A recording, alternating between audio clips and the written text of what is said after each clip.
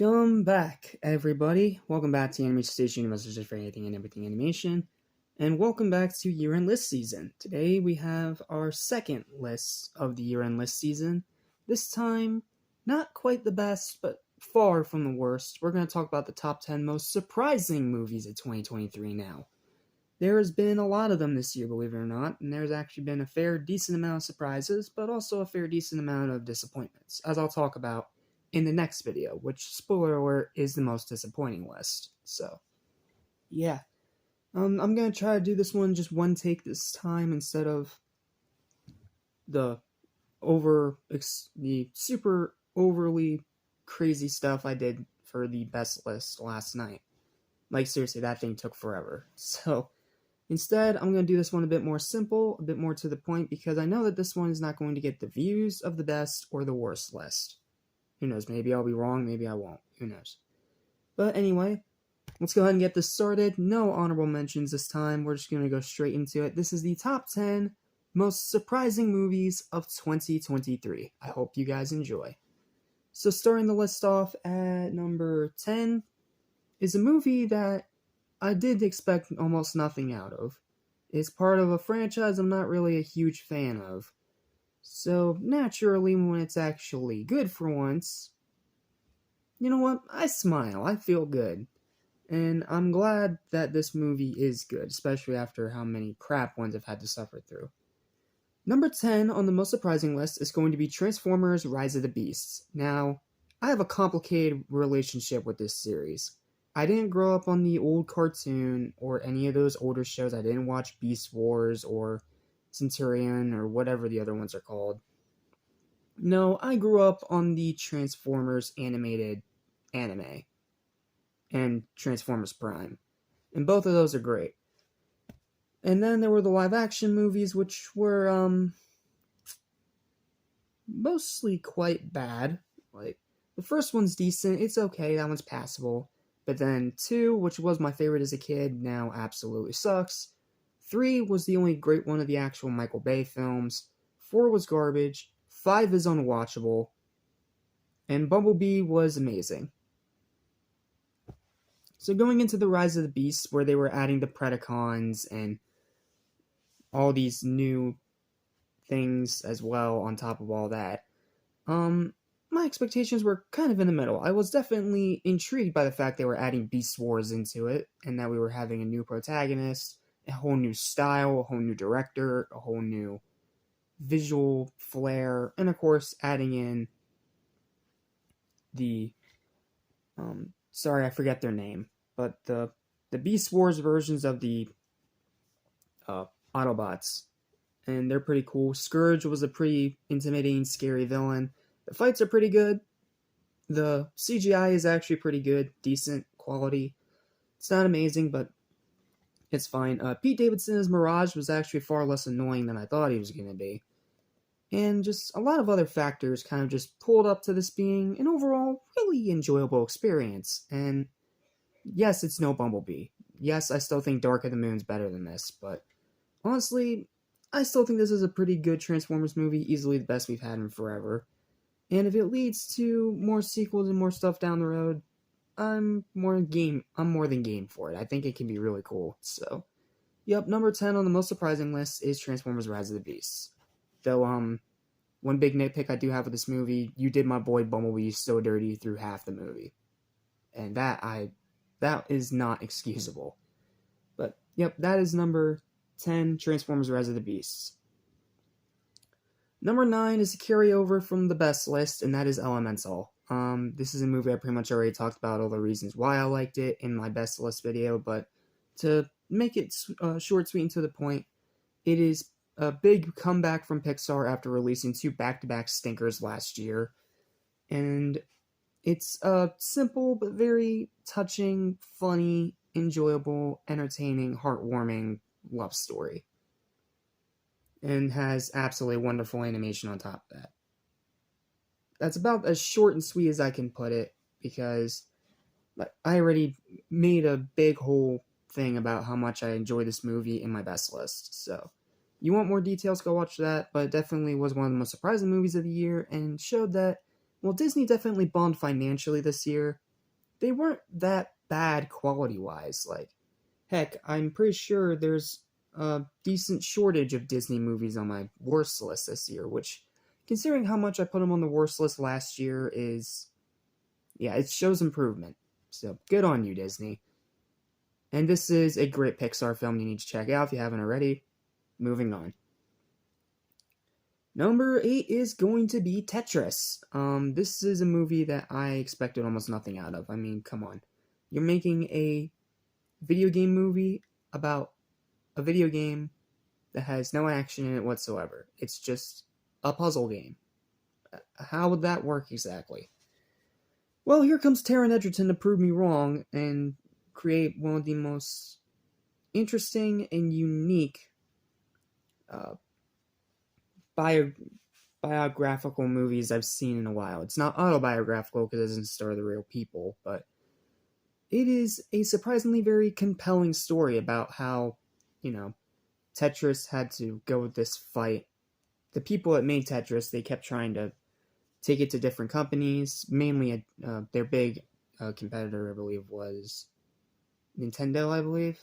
Sorry, it's been a while since I've seen the movie, so I'm a bit scatterbrained, but Taron Egerton was great as the guy that tries to market Tetris, and all throughout the movie, we're mostly in Russia, and we actually get to meet the creator and the seller become friends, and then there's a bunch of ups and downs, and you have this one really cool legendary actor to play the main villain, and he is really good in this movie.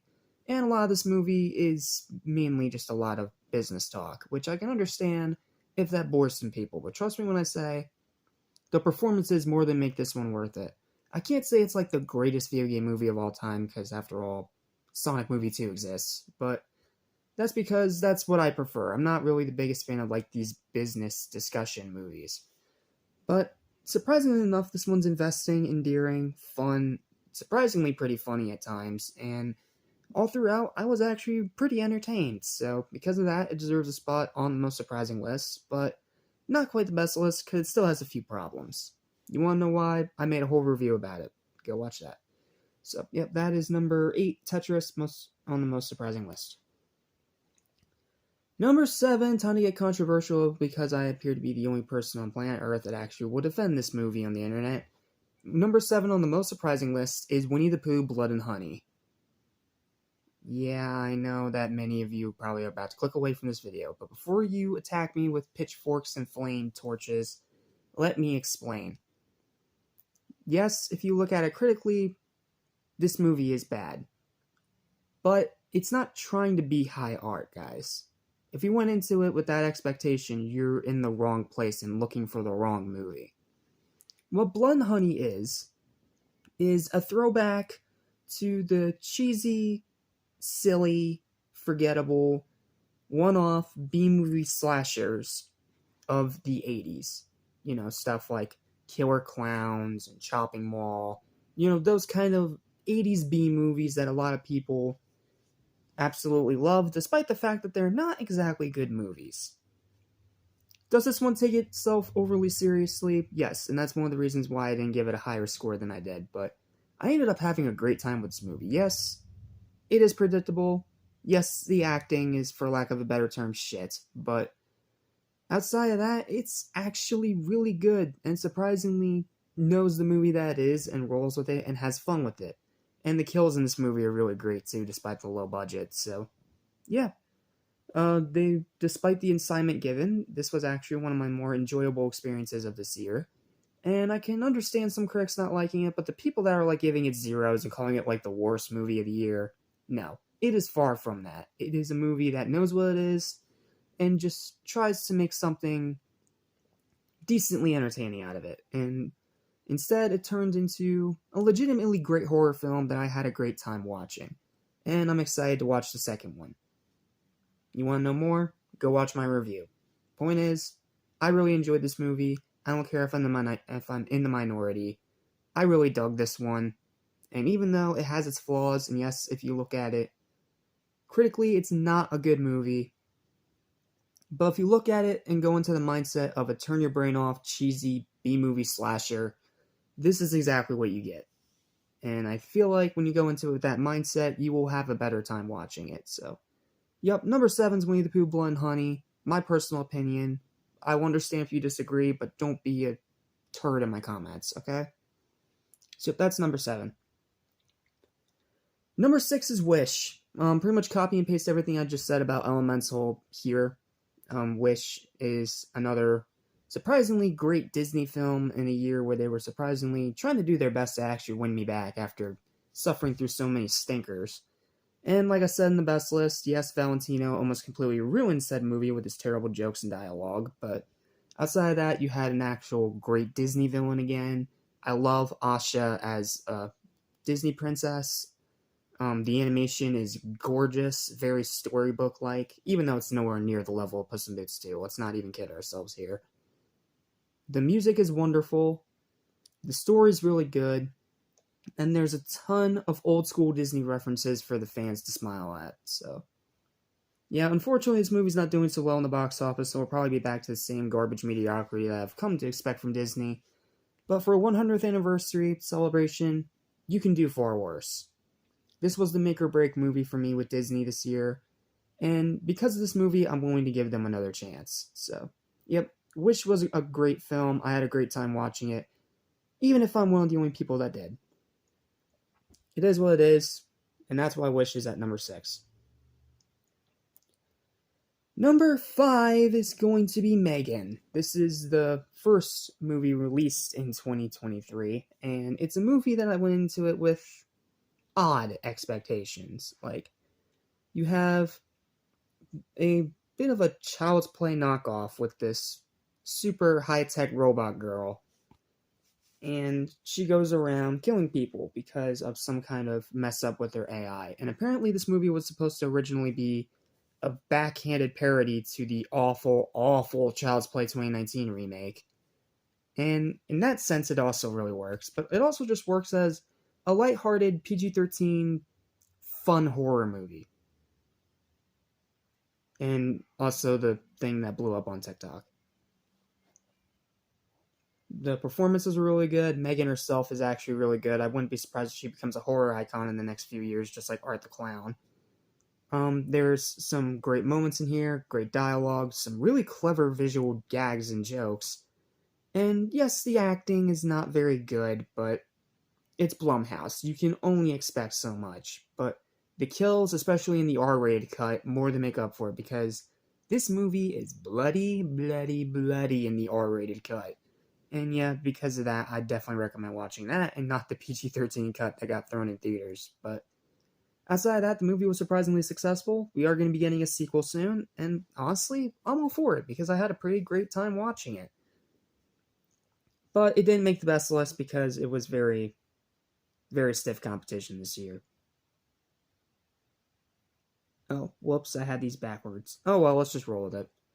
Number 4 is Wonka. This is a film that, of course, I had expectation for, and I knew it was probably going to be really good. But I wasn't expecting the masterpiece that I got. The incredible film that shook up the entirety of my top 5 in the best list, because up to that point it was solidified with Justice League X Ruby, both parts being number 5. It was pretty much cemented into the 5 spot.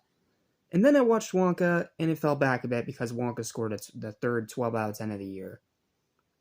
And it's because it's such a delightfully wonderful, charming movie that knows what it is and has fun with it. And Timothée Chalamet, I haven't seen Dune yet, so I can't really say whether or not this guy is an amazing actor overall. But he did amazing as Wonka here. He does a great job with the childlike excitement and innocence of the character, while also having a bit of that quirkiness that actually makes him really enjoyable. The songs are fantastic. I'll talk more about them in the best pop songs list next year. And I was just delighted by how amazing this movie turned out to be, especially since I've recently rewatched Willy Wonka and the Chocolate Factory for the at least 800th time. So, going into this one, I knew it was going to be good. I was just not expecting it to be the amazing masterpiece that it turned out to be. So, yeah. I had a wonderful time with Wonka, and I think you will too. Yes, there are some critics that are a bit more on the fence about it, Angry Joe. But if you love the original Willy Wonka, you're going to adore this film. It's pretty much everything that's great about the original Willy Wonka while also having its own unique edge to it. I can't really say more than that without going into spoilers, so just check the movie out for yourself.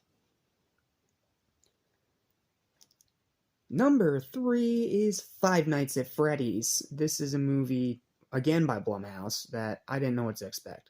Not only that, it took, 15 years for this thing to finally become reality. And then you got Scott Cawthon to actually, help out bringing it to life. You get the Jim Henson Creature Shop to make the animatronics. You bring back Josh Hutcherson in a big movie for the first time in years. You have Matthew Lillard as the villain.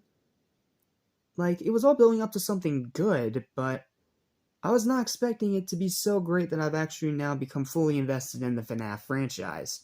That's what this movie did. Yes, I know a lot of people, critics especially, called this movie crap, but it's not crap. It's a movie that was made for the fans, by the fans.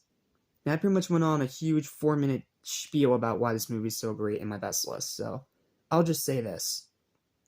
It is incredible how amazing a film can turn out when there is passion and effort put into it alongside a decently sized budget.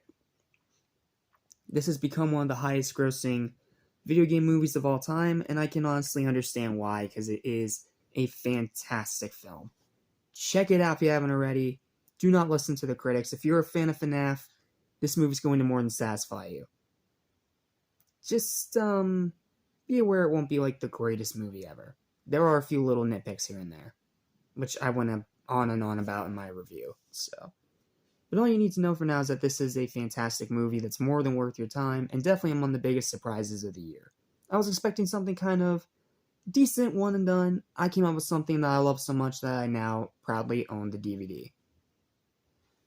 Can't say anything more than that without going into spoilers, so let's move on.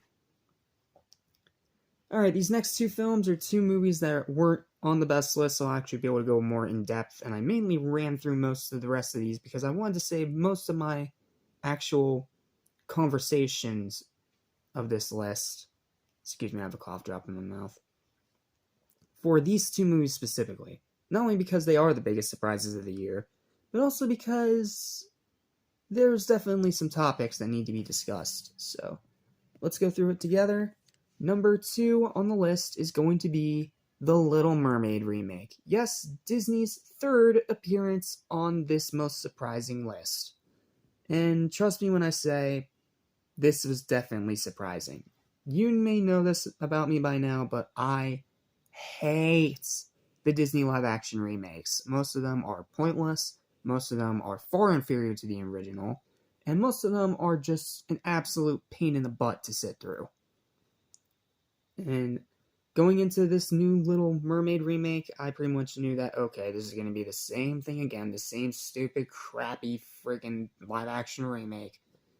And it's not going to be anywhere the level of, Aladdin 2019, which is actually a decent movie. But I watched the trailer, it actually looked pretty decent, and I started getting my hopes up a little bit, but it was still surprising by how good it turned out. Yes, it's nowhere near the best movie of the year, and thus the score that I gave it.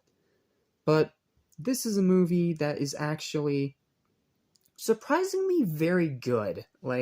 This is a very good remake, one of Disney's better remakes, and a lot of it is because of Halle Bailey, not Barry Bailey, excuse me for getting that wrong in my initial review. Halle Bailey of Chloe X Halle, yes, that Chloe X Halle, the pop duo, as Ariel. She gives one of the most amazing performances I've seen in a Disney movie in at least 10 years, at least. Her performance in here was incredible, not only standing out from the original Jodie Benson in her own way, but also being respectful of what came before her, and also finding ways to make the performance her own. This movie, she owns this movie, plain and simple.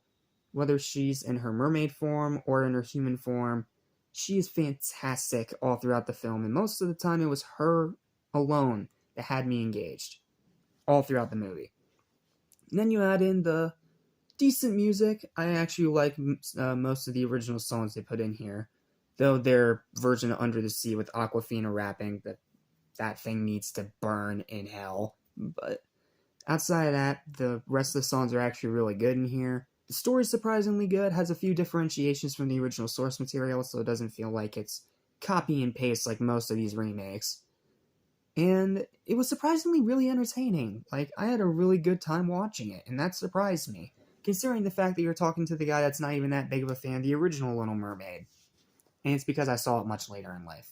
Just deal with it. But this movie's definitely not without its problems, though. Like I said, Awkwafina is annoying. The realistic CGI of the animated characters is still a huge problem. And I don't care if this is controversial. Melissa McCarthy was absolutely freaking terrible as Ursula. I didn't buy her for a second. Her singing was really bad. And her performance was almost just as bad. Like, I'm sorry. That whole freaking thing, I knew it was going to be bad walking in, and it was just as bad walking out. So, yeah, sorry, Melissa McCarthy. I may praise this movie, I'm not going to praise you, because your performance in this movie sucks. And then they have Jacob Tremblay voicing Flounder. He's pretty good, but he doesn't really get to do much, because Flounder's very much a side character. And, don't get me started on Javier Bardem as Poseidon. Like, woof, talk about horrible miscasting. Dude barely emotes in the entire movie. And yes, let's talk about the big thing that a lot of people love to discuss when it comes to this remake. Ariel is now African American instead of white. And there have been some toxic, racist, douchebag a-holes that are boycotting this movie just because of that. Heck, despite this being one of Disney's better remakes, it flopped financially because of the racist bigots and douchebags that keep saying, just because Ariel is black now means that this movie is gonna suck and not worth your time, so don't bother seeing it. First of all, if you're one of the people with that mindset, you don't deserve to be on the internet. Number one. Number two, just because something is changed about Ariel from the original does not automatically make it bad. In fact, I actually quite like Halle Bailey's Ariel. I can't say I like it more than Jodie Benson's Ariel, because she's iconic, but she's still amazing in this movie, and anyone who says that she's like the worst part of the movie or anything like that, it's mainly because they're either sexist or just outright racist. So I just need to get that out of the way. If you're one of those racist, sexist douchebags that cannot handle a simple change from another character and calling it woke just because it's different, you are an idiot. Plain and simple. You're an idiot. And you're just making yourself look like the idiot the more you talk about it. So, yep, that's just for the racist, toxic douchebags. I need to get that off my chest because that part was seriously pissing me off. But outside of that, this is a very good movie. I can definitely understand why it bombed because it is so different, and not to mention we're burnt out from these remakes. But at the same time, it did not deserve half the crap that it got, man. Like, this is a really good remake. I had a really good time watching it, and if you haven't seen it yet, absolutely check it out. And seriously, please just don't be racist or sexist. Come on, guys, we're better than that. And finally, number one. What was the most surprising movie of the year? Well, what was the one movie I said last year was just going to be straight up garbage, and I should have expected nothing? Yeah, for those of you that don't remember that video,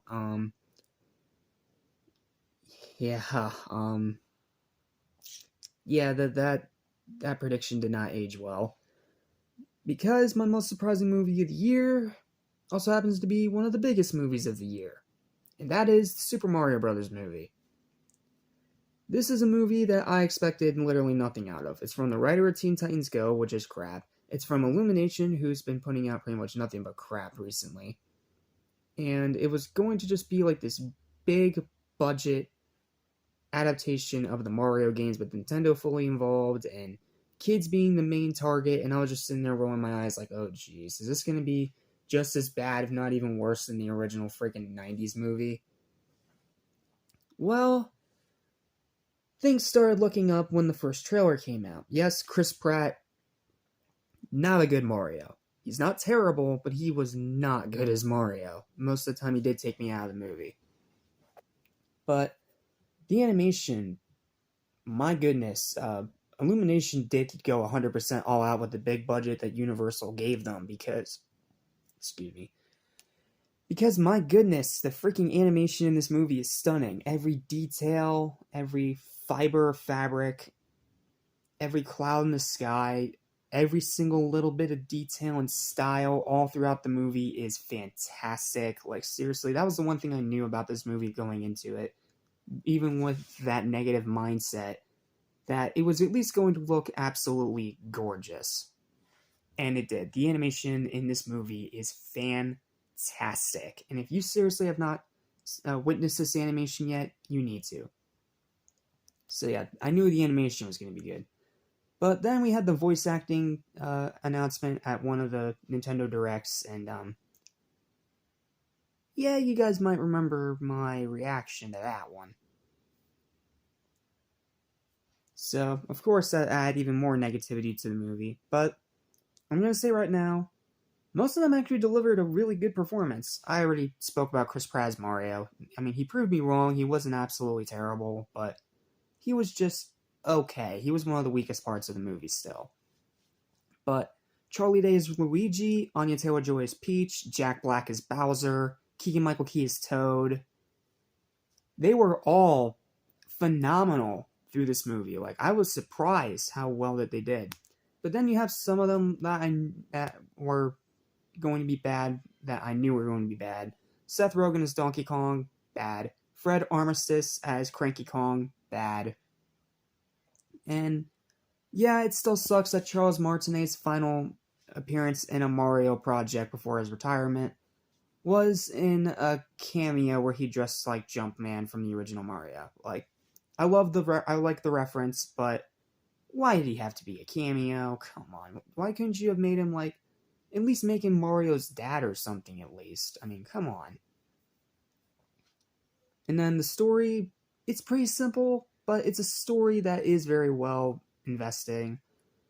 The runtime, surprisingly, very short. Like, this is one of those movies that started this weird surge of movies coming in throughout this year that have been surprisingly shorter than what we're used to. They're not over 2 hours long. They're not trying to push 3 hours. And the pacing was lightning fast. Like, most of this movie, the pacing was just moving a million miles a minute to a point where I also think it was a little bit too fast. Not to the point of ruining the experience, but it was still pretty good. And then you have the references. They're abundant, they're easy to spot all throughout the movie, and every single one of them, if you're a huge Mario fan who's been there since the beginning, are going to make you smile. Like, there's some amazing references all throughout this movie, whether it's little background details or the music itself actually being somewhat based off original Mario tracks with that special cinematic flair, or just objects that are like once here and then they're gone. Like, there's a million references in this movie, and catching every single one of them on your first watch is going to be impossible. Because there's so many background details, there's so many minor things in like the backgrounds of each and every scene that is at least one reference to Mario's history in one way or another. I'm not going to go over all of them here, of course, because I don't want to spoil it, but I already commented about how Charles Martinet's cameo character is dressed up like Mario's original character, Jumpman, from the original Super Mario Bros. Well, not Super Mario Bros., the original Donkey Kong. You have, again, the music, which, yes, some of it is 80s rock, which is a weird choice that doesn't really fit the movie, even though they are good tracks. I am glad they went with that instead of the same crap pop we're used to seeing out of Illumination. And, what was one more reference I can think of? Oh, the post-credits scene. Yeah, the post-credits scene teases something that should be pretty interesting. It's already been confirmed we're getting more Nintendo movies. I'm hoping one of them is Zelda. I really want to see a Zelda movie. And this movie made $2 billion and outgrows Sonic, which, yes, I'm a little salty over because Sonic 2 is still a far superior movie to this, but honestly, it's still a great film that really deserved it. And I don't understand the critics that bashed it and gave it like 50% or below. Like, I don't get it. Me personally, I had a spectacular time with the Mario movie. It was way better than I was expecting. And watching it in theaters was surprisingly a really fun experience. Like, it legit surprised me. Heck, I even got a Mario shirt, and a Mario hat to go see it in the theaters because I wanted to be part of that crowd, even though I'm not usually the Mario guy, I'm the Sonic guy. But hey, we all have our days where we want something else, right? And that day, I was Mario guy, and I had a wonderful time with the movie. The kids had a wonderful time with the movie that were in the theater. They all had a wonderful time there. And no, not my kids. I mean, like, the theater was packed with kids. And then the other Mario fans had a great time. Teenagers loved it. Adults really liked it. Like, we all had a wonderful time. There was applauding and cheering and laughing all throughout the experience. And while it wasn't my best theater experience of the year, that's still Wonka. It was still way better than I thought it was going to be. So, yeah, I don't think I can really say anything more than that. The Super Mario Bros. Movie, easily the biggest surprise of the year, and while it didn't make the best list because of stiff competition, it's still a great video game movie, a great adaptation of a great franchise, and if you are a fan of this franchise, this movie's going to be like your holy grail. But even if you aren't, I still think this movie's solid enough on its own to be worth your time. And yes, it is worth buying on DVD. Just want to make that clear. However, I can understand some people not liking it because there are a few little kid stuff in there, and the Peaches song, ugh, that got old real quick. But outside of that, it was a pretty awesome film. I had a pretty awesome time. And if you haven't seen it yet for whatever reason, check it out. It is one of those must-not-miss films of 2023. Well, that's it. Thank you guys for watching this list. Please don't forget to like, share, and subscribe if you haven't already. And stay tuned because these next few videos are not going to be fun. Because since we just talked about the positives of the film world of 2023, now we have to talk about some of the worst parts of 2023 in film. Starting next time with the most disappointing list, and then after that, the worst list. It's a top 20 this year because there were some really bad ones. Like, yes, like I said in my best list, I only had to give out 1-0, which I'm glad about, but I still saw a lot of really bad movies this year. So, yeah. We'll work our way to that progressively. So, until next time, thank you guys so much for watching. Prepare yourself for a lot of negativity, and I will see you guys next time when we dive in to the most disappointing movies of 2023. So, till then, thanks for watching. Have a great day. I'll see you next time. Peace.